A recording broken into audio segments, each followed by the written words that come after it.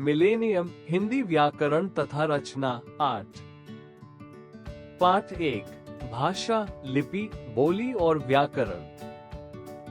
मनुष्य में विचारों और भावों को स्पष्ट रूप से व्यक्त करने की विशेष क्षमता होती है। भाषा शब्द संस्कृत की भाष धातु से बना है, जिसका अर्थ है बोलना।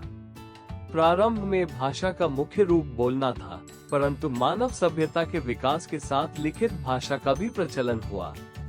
कभी कभी संकेतों या इशारों से भी संवाद होता है, जैसे पुलिस का यातायात संकेत, लेकिन इन्हें भाषा नहीं कहा जा सकता क्योंकि इनमें पूर्ण अभिव्यक्ति की क्षमता नहीं होती।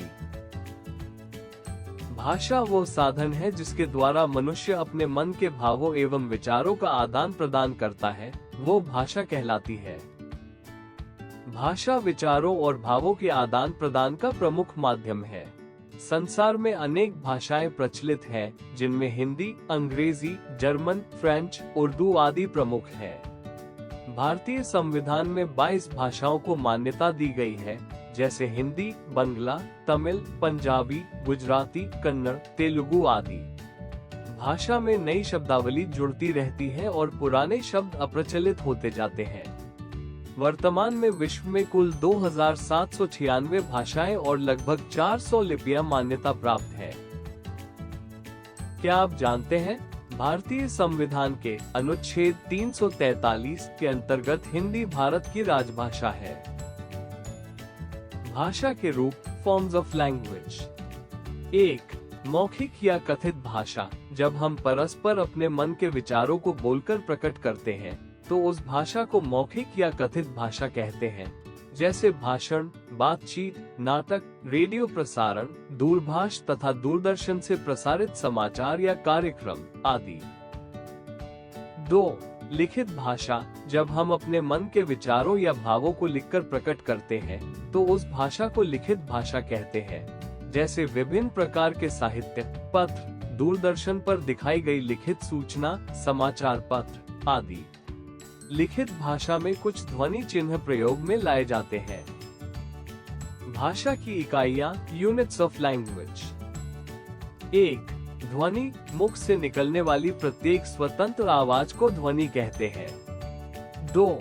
वर्ण। यह वो छोटी से छोटी मूल ध्वनि है, जिसके और खंड, भाग नहीं किए जा सकते, जैसे अ, ई, उ, क, गर, ल, अ आदि।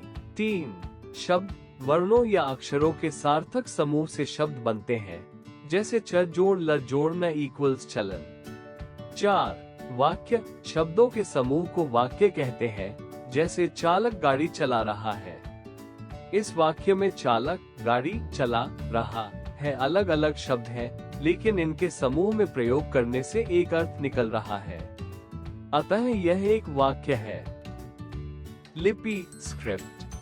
मौखिक ध्वनियों को लिखकर प्रकट करने के लिए निश्चित किए गए चिन्हों के लिखने के ढंग को लिपि कहते हैं। लिखी जाने वाली भाषाओं की अपनी लिपियां होती हैं, जैसे 1. हिंदी व संस्कृत की लिपि, देवनागरी। 2. अंग्रेजी की लिपि, रोमन। 3. पंजाबी की लिपि, गुरुमुखी। 4. उर्दू या अरबी की लिपि, फारसी। बोली, डायलेक्ट। किसी क्षेत्र विशेष में प्रयोग किए जाने वाले भाषा के स्थानीय रूप को बोली कहते हैं। हरियाणवी, पंजाबी, गुजराती, मारवाड़ी, भोजपुरी, राजस्थानी आदि सभी बोलियां हैं। उपभाषा, सब लैंग्वेज। जब बोली का क्षेत्र बढ़ जाता है और उसमें साहित्य रचना की जाने लगती है, तो बोली ही उपभाषा बन जाती है। जैसे ब्रज और अवधी बोलियां अब उपभाषाएं बन चुकी है। हिंदी भाषा, हिंदी लैंग्वेज। भारत में मातृभाषा, राष्ट्रभाषा और राजभाषा तीनों का महत्वपूर्ण स्थान है।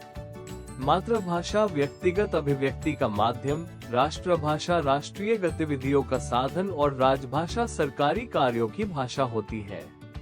14 सितंबर 1949 को संविधान सभा ने हिंदी को भारत की राजभाषा घोषित किया। हिंदी कई भारतीय राज्यों की राजभाषा है और पड़ोसी तथा अन्य देशों जैसे मॉरिशस, फिजी, ट्रिनिदाद, सिंगापुर में भी व्यापक रूप से बोली जाती है, जिससे यह अंतर्राष्ट्रीय भाषा रूप में विकसित हो रही है। हिंदी की शब्द संपदा समृद्ध है और विश्व में ये तीसरी सर्वाधिक बोली जाने वाली भाषा है। हर वर्ष 14 सितंबर को हिंदी दिवस मनाया जाता है।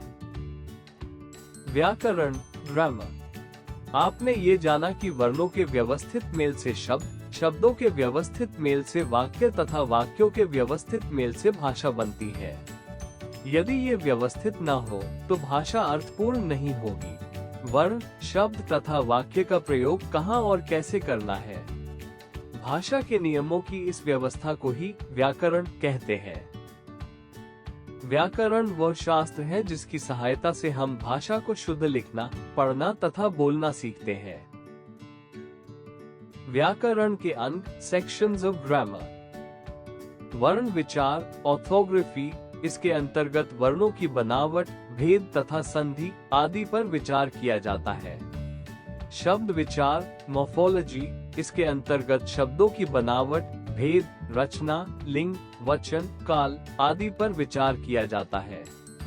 पद विचार, फ्रेजियोलॉजी। वाक्य में प्रयुक्त शब्द पद कहलाता है। इसके अंतर्गत पद और उसके भेदों तथा रचना आदि का अध्ययन किया जाता है।